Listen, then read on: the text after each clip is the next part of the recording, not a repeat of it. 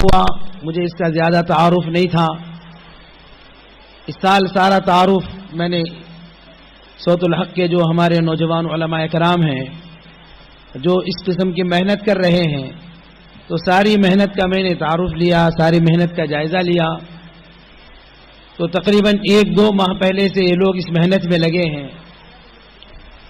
انگریزی اسکولوں کو اور ہمارے جو مدارس میں مساجد میں جو مکاتب چلتے ہیں ان مکاتب کو پہنچ کر ان اسکولوں کو پہنچ کر حضرت محمد مصطفیٰ صلی اللہ علیہ وسلم کی سیرت پر اور اسلامی کلچر پر کچھ مواد ان کو دیا، اور پھر ان کے ٹیچروں کو استادوں کو یاد کروانے کے لیے کہا.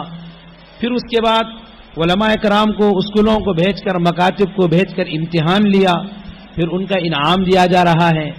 یہ ایک مستقل کام ہے. جیسے میں تھوڑی دیر میں بول دیا اور آپ لوگ سن لیے، بول دینا سن لینا آسان ہے. ایک مستقل کام، اس کے لیے اپنی مصروفیت. یہ جتنے نوجوان علماء کرام، ارے بچے خاموش بیٹھو باشا، بچے خاموش بیٹھو ماں.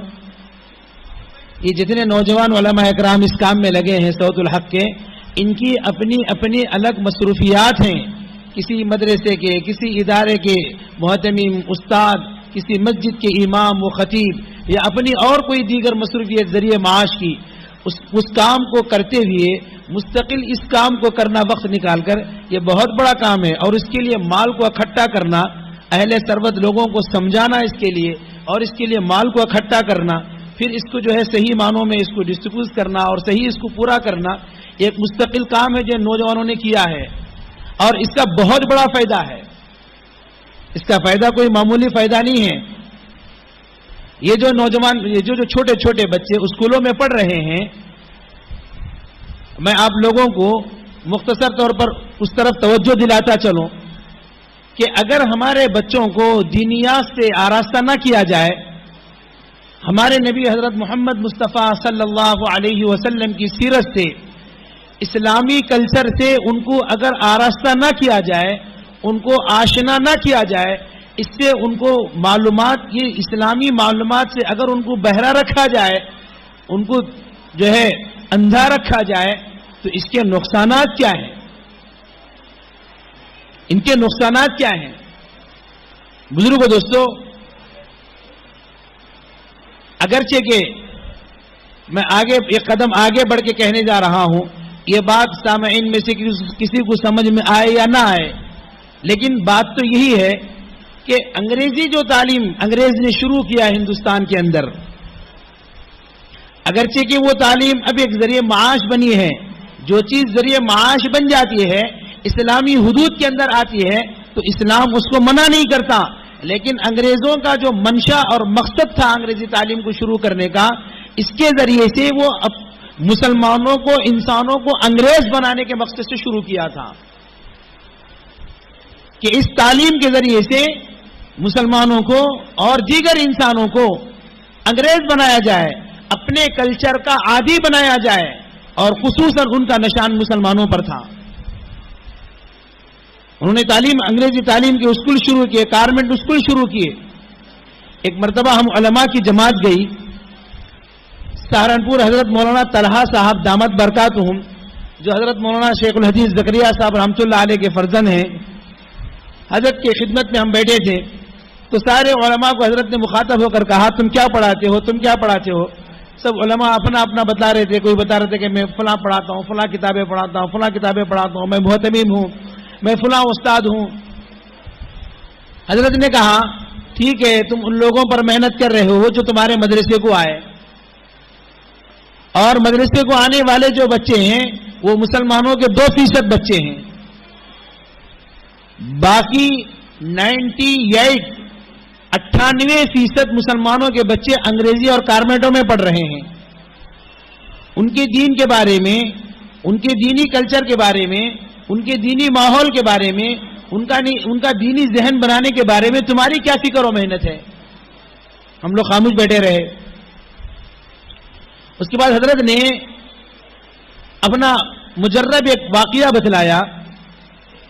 حضرت نے کہا کہ دیکھو، یہ خصوصاً عیسائی جو کارمنٹ اسکولیں چلتی ہیں، وہ کارپوریٹ اسکول نہیں ہے، وہ انگریزی اسکول نہیں ہے، بلکہ عیسائیت کی ایک مشن ہے، عیسائیت کی ایک مشن ہے۔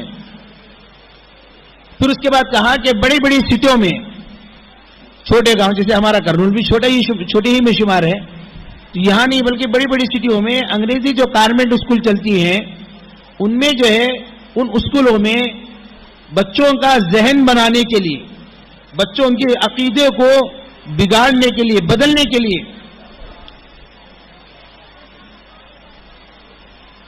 آپس میں بات نہ کریں، یہ بچے خاموش رہیں، اور اندر جو ہماری خواتین بیٹھی ہیں وہ بھی خاموش بیٹھیں، خاموشی سے بیٹھیں۔ یہ ہمارا دینی پروگرام ہے، اس میں خاموش بیٹھنا بہت ضروری ہے، دینی بات خاموشی کے ساتھ سننا ہے۔ ذرا آپ صاحب، آپ ذرا بچوں میں بیٹھو، ذرا بچوں کو خاموش کرو۔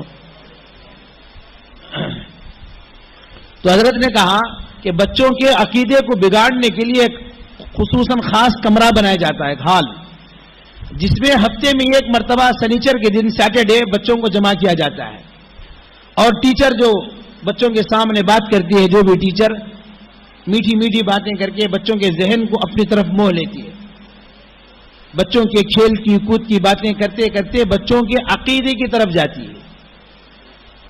ہندو بچوں سے ہندو انداز میں سمجھایا جاتا ہے کہ دیکھو تمہارے گھروں میں رام دیتا ہے، لکشمن دیتا ہے، فلاں ہے، تمہارے امی ابو کہتے ہیں، بچوں کو پوچھتے ہیں، بچے کہتے ہیں ہاں ہاں۔ مسلمان بچوں سے کہا جاتا ہے تمہارے گھروں میں تمہارے امی ابو کہتے ہیں اللہ دیتا ہے، اور محمد کے وسیلے سے دیتا ہے، یہ تمہارے امی ابو کہتے ہیں۔ مسلمان بچے کہتے ہیں ہاں، بولے مانگو، مسلمان بچے سے کہتے ہیں اللہ سے مانگو۔ بچے چھوٹے کیا کریں گے، کیا سمجھیں گے، وہ 4-5 سال کے بچے ہیں، اور خود ٹیچر کہتی ہے کہ مانگو، تمہارے اللہ سے چاکلیٹ مانگو، بسکٹ مانگو۔ اب بچوں کو اس سے بڑھ کر اور کون سی چیز چاہیے؟ بچے مانگتے ہیں، گھروں میں دیکھا ہے ماں باپ کو ہاتھ اٹھا کر مانگتے ہوئے، ظاہر سے بات ہے چاکلیٹ بسکٹ نہیں ملیں گے۔ پھر اس کے بعد ٹیچر سمجھاتی ہے کہ دیکھو اب اللہ ریٹائرڈ ہے، رام ریٹائرڈ ہے، فلاں ریٹائرڈ ہے، سب ریٹائرڈ ہے، اب جو ہے عیسیٰ ہیں، یہ اللہ کے بیٹے ہیں۔ اب باپ مر گیا تو جائیداد کس کو ملتی ہے؟ بولے بیٹے کو ملتی ہے۔ اب بیٹا عیسیٰ بیٹے ہیں اللہ کے، نعوذ باللہ، تو عیسیٰ سے مانگو، عیسیٰ دیں گے۔ عیسیٰ مسیح سے مانگو، عیسیٰ مسیح دیں گے۔ تو بچے مانگتے ہیں تو بٹن دبا دیا جاتا ہے، اوپر سے چاکلیٹ بسکٹ نیچے گرتے ہیں۔ اب بچوں کا ذہن بن رہا کہ ہم کو عیسیٰ نہیں دیا، عیسیٰ نہیں دیا، نعوذ باللہ۔ تو میرے محترم حضرات، محترم سامعین، اگر ہم اپنے بچوں کا عقیدہ صحیح نہ بنائیں، اپنے بچوں کی اسلامی تربیت نہ کریں، یہ بچے آگے جا کر خود تو اسلام سے محروم ہوں گے، دوسروں کے بھی اسلام کے محرومیت کا ذریعہ بنیں گے۔ ہم چاہے بچے کو جو بھی بنائیں، جائز حدود میں رکھتے ہوئے ڈاکٹر بنائیں، انجینئر بنائیں، اچھے سے اچھے آپ تعلیم، دنیاوی ایجوکیشن بچے کو دیں، اسلام منع نہیں کرتا، لیکن اس سے پہلے بچے کو مسلمان بنائیں، بچے کو مسلمان بنائیں، بچوں کو قرآن کی تعلیم دیں، اسلامی تاریخ بچوں کو بتلائیں، ہمارے نبی علیہ الصلوۃ والسلام کی سیرت بتلائیں۔ اللہ کے نبی علیہ الصلوۃ والسلام نے فرمایا کل مولود یولد علی الفطرہ، جتنی بھی بچے دنیا میں آتے ہیں، جتنے بھی نومولود دنیا میں آتے ہیں، پیدا ہوتے ہیں، چاہے جس کے گھر میں بھی پیدا ہو، چاہے یہودی کے گھر میں پیدا ہو، نصرانی کے گھر میں پیدا ہو، بت پرست کے گھر میں پیدا ہو، آتش پرست کے گھر میں پیدا ہو، مسلمان کے گھر میں پیدا ہو، جس کے گھر میں بھی پیدا ہو، وہ اسلامی فطرت پر دنیا میں آتا ہے، وہ اسلامی فطرت پر دنیا میں آتا ہے۔ جب بچہ دنیا میں ماں کے پیٹ سے باہر آیا تو وہ مسلمان ہے، وہ مسلمان ہے۔ اب رہی بات ماں باپ کی، ماں باپ جو ہیں وہ اپنی اولاد کو بناتے ہیں، ماں باپ جو ہیں وہ اپنی اولاد کو بناتے ہیں۔ اب یہ بات بہت نقصان کی، ماں باپ مسلمان اور اولاد انگریز بن جائے، ماں باپ مسلمان اولاد یہود و نصارے کے طریقے پر جائے، یہ اولاد تو ماں باپ کو آخرت کے نقصان اور جہنم میں لے جانے کا ذریعہ بنے گی. حدیث میں آتا ہے اولاد سرمایہ ہے، نعمت ہے. بچے ہماری اولاد ہمارے لیے نعمت ہے، سرمایہ ہے. اس نعمت کی اگر ناقدری کریں گے کل قیامت کے دن، جیسے اللہ تبارک و تعالی دیگر نعمتوں کے بارے میں بندوں سے پوچھیں گے. اللہ نے قرآن کے اندر فرمایا ثم لتسألن یومئذ عن النعیم، کل قیامت کے دن تم کو ساری نعمتوں کے بارے میں پوچھا جائے گا. اولاد بھی نعمت ہے. اگر اولاد کو ہم نے اللہ والا نہیں بنایا، دیندار نہیں بنایا، ایک سچا پکا مسلمان نہیں بنایا، تو کل قیامت کے دن اللہ کے پاس جواب دینا ہوگا. ہم نے اولاد کو دنیا دار نہیں بنایا، ہم نے اولاد کو دنیا کی ڈگریوں والا نہیں بنایا، ہم نے اولاد کو دکاندار نہیں بنایا، نوکری والا نہیں بنایا. کل قیامت کے دن اللہ نہیں پوچھیں گے کیوں نہیں بنایا، کیونکہ روزی کی ذمہ داری اللہ نے لی ہے. دنیا میں جتنے بھی لوگ پیدا ہوتے ہیں اس کی روزی پہلے ہی ماں کے پیٹ میں لکھ دی جاتی ہے. باپ اس کا ذمہ دار نہیں ہے. کل قیامت کے دن باپ کو یہ پوچھا نہیں جائے گا کہ تو نے اپنی اولاد کو تاجر کیوں نہیں بنایا، ڈاکٹر کیوں نہیں بنایا، انجینئر کیوں نہیں بنایا، بڑا آفیسر کیوں نہیں بنایا. اولاد کو یہ پوچھا نہیں جائے گا، باپ کو یہ پوچھا نہیں جائے گا. یہ پوچھا جائے گا کہ تم نے اپنی اولاد کو اپنے خدا سے آشنا کیوں نہیں بنایا، اپنے رسول کا آشنا کیوں نہیں بنایا، اسلامی معاشرے کا، اسلامی کلچر کا آشنا کیوں نہیں بنایا. کل قیامت کے دن اللہ پوچھیں گے.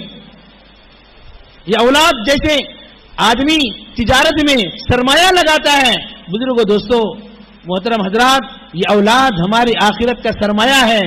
اگر ہم نے ان کو دیندار بنایا تو یہ ہمارے آخرت میں جنت میں لے جانے کا ذریعہ بنیں گے. اگر ہم نے دیندار نہیں بنایا، بس ان کی دنیا کی فکر میں دنیا کے پیچھے پڑے رہے اور ان کو دنیا دار بنا دیا، تو دنیا میں بھی ہمارے نقصان کا ذریعہ بنیں گے اور آخرت میں بھی نقصان کا ذریعہ بنیں گے.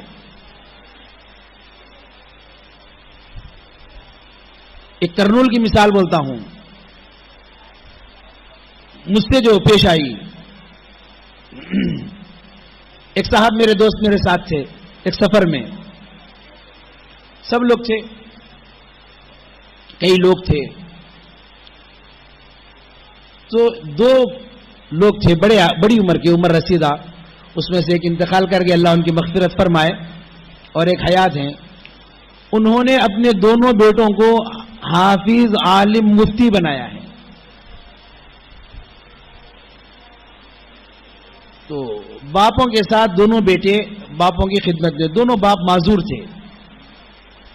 بچے باپوں کی خدمت میں لگے ہیں. باپ وضو بنا رہے ہیں تو ان کو پانی لا کے دے رہے ہیں، پیر دھلا رہے ہیں پانی ڈال کے. دونوں بچے مفتیاں ہیں، بڑی بڑی کتابیں پڑھاتے ہیں مدرسوں میں، اور باپ کے پیر دھلا رہے ہیں، کھانے کے لیے لا کے رکھ رہے ہیں. وضو بنائے تو فوراً ٹوال دستی دے رہے ہیں. جو دوست میرے ساتھ تھے، میرے دوست، انہوں بھی بڑی عمر کے تھے، ان کی بھی بچے ہیں، بڑے تاجر بنایا انہوں نے بچوں کو. تو انہوں نے ان دونوں باپوں کو دیکھ کر اپنی حسرت ظاہر کی. اجی کیا جی، کاش میں بھی اپنے بچوں کو، ایک کو تو مفتی بناتا تو میرے ساتھ لکو رہتا، تاجر بنایا، بیٹے مجھے پوچھتے بھی نہیں ہیں. ہمارے کرنول کی زبان میں کیا بولے، میرے بیٹے مجھے پوچھتے بھی نہیں ہیں، ابا کھائے نہیں کھائے، کیا ہوا، کیسی ہے طبیعت. شادیاں کیا، بڑے بڑے تاجراں بنایا، بڑی بڑی دکانیں ان کو لگا کر دیا، لیکن آج مجھے پوچھتے تک نہیں ہیں کہ کیا کر رہے ہیں آپ، کیا کھا رہے ہیں آپ. اللہ مجھے نوازا ہے، اللہ مجھے بہت دیا ہے، میں مزے میں ہوں. لیکن اولاد کی جو محبت، اولاد سے جو باپ چاہتا ہے، جیسے اولاد جب مجبور تھی چھوٹے عمر میں باپ سے، ماں باپ سے جو اولاد چاہتی تھی، ماں باپ نے وہ پیار دیا. جب ماں باپ بوڑھے ہو جاتے ہیں تو وہی پیار، وہی خدمت اولاد سے چاہتے ہیں. تو آج میری اولاد مجھے وہ نہیں دے رہی ہے، میری اولاد مجھے وہ نہیں دے رہی ہے. میں نے ان سے کہا کہ حضرت آپ نے تاجر تو بنایا لیکن دیندار نہیں بنایا. مسئلہ یہ ہے. تو میرے بھائیوں، بزرگوں، دوستوں، محترم سامعین، یہ بہت بڑی چیز ہے اپنی اولاد کو دیندار بنانا. ایک مرتبہ ہم لوگ ریل گاڑی میں سفر کر رہے تھے. ایک فیملی تھی، پڑوس ملک کی فیملی تھی. تو چھوٹا بچہ تھا، بالکل پینٹ شرٹ پہنا ہوا ہے، 7 سال کی عمر کا بچہ ہے. جیسے ہم لوگ مولوی ہیں تو مولویوں کی باتیں کرتے ہیں. تو میں نے اس بچے سے جیسے بات کرتے کرتے پوچھا, بیٹا تم کو نماز پڑھنا آتا ہے؟ تو بچے نے کہا ہاں آتا ہے. پھر میں نے کہا کتنی سورتیں تمہیں یاد ہیں؟ تو بچے نے جھٹ سے مجھے دیکھتے ہوئے کہا کہ مولوی صاحب میں حافظ قرآن ہوں. کیا کہا ذرا بولو بھی اپنی زبانوں سے, مولوی صاحب میں حافظ قرآن ہوں. میں حیران رہ گیا. پھر ان کے ماں باپ کی طرف دیکھا, بولے آپ کا بچہ حافظ قرآن؟ تو انہوں نے کہا ہمارے پاس عام ماحول ہے, اپنے بچوں کو پہلے حافظ قرآن بنا دیتے ہیں, پھر اس کے بعد ہم جو چاہے پڑھا لیتے ہیں, ڈاکٹر بھی بناتے ہیں, انجینئر بناتے ہیں, جو چاہے بناتے ہیں. وہ ایک ذریعہ معاش ہے, وہ علم نہیں ہے, ایک معاش کا ذریعہ ہے. جیسے کوئی آدمی کارپینٹر بنتا ہے, کوئی آدمی اور بھی کوئی جو ہنر کا جو ہے یہ بنتا ہے, ہنر سیکھتا ہے اور اپنا ذریعہ معاش چلاتا ہے, وہ بھی ایک ذریعہ ہے. لیکن مسلمان اور اسلام اور علم, اسلامی علم جو قرآن ہے, حدیث ہے, ان چیزوں سے اپنی اولاد کو آراستہ کرنا, ان چیزوں سے اپنی اولاد کو جو ہے مانوس کرنا اور ان چیزوں کا ان اسلامی کلچر پر چلنے کا عادی بنانا, یہ ہر ماں باپ کی ذمہ داری ہے. اسی لیے اللہ نے قرآن پاک کے اندر فرمایا